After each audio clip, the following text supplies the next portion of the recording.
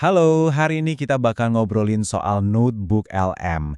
Ini adalah sebuah alat AI super canggih dari Google yang jujur aja bisa mengubah total cara kita semua berinteraksi sama dokumen-dokumen kita. Kita semua pasti pernah ngerasain ini kan? Rasanya tuh kayak tenggelam di lautan informasi. Pusing banget nyari satu info penting atau sekedar nyambungin ide dari satu sumber ke sumber lainnya. Tapi, coba bayangin deh, gimana kalau dokumen-dokumen riset Anda itu bisa diajak ngobrol? Teks yang tadinya diam aja sekarang jadi partner diskusi yang aktif.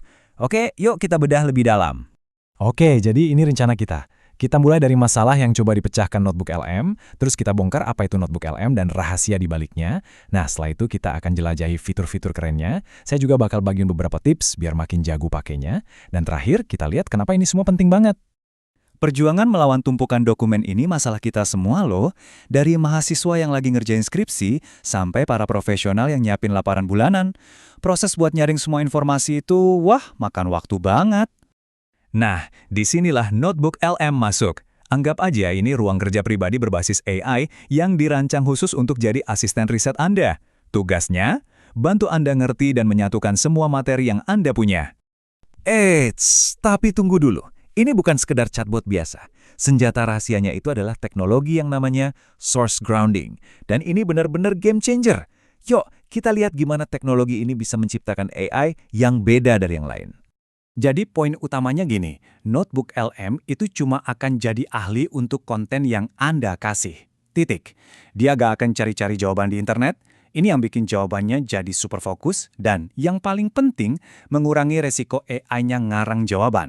Nah, bedanya kelihatan jelas banget di sini. AI yang umum itu ibarat si serba tahu.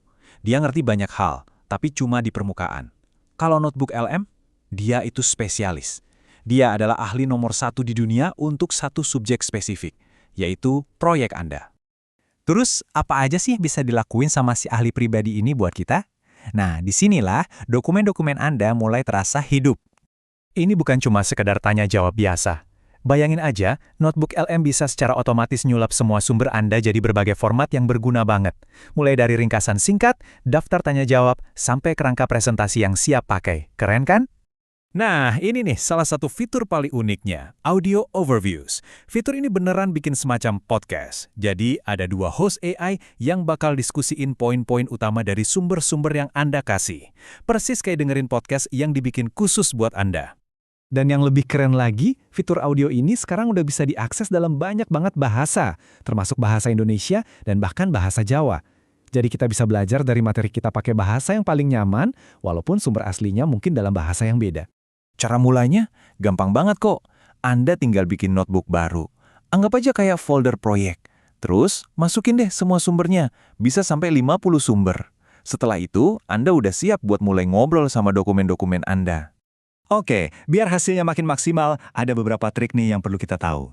Ini dia beberapa tips pro supaya Anda bisa pakai notebook LM layaknya seorang ahli. Pertama, usahakan satu notebook itu buat satu topik aja. Jadi jangan campur aduk resep skripsi sama resep rendang di satu tempat yang sama.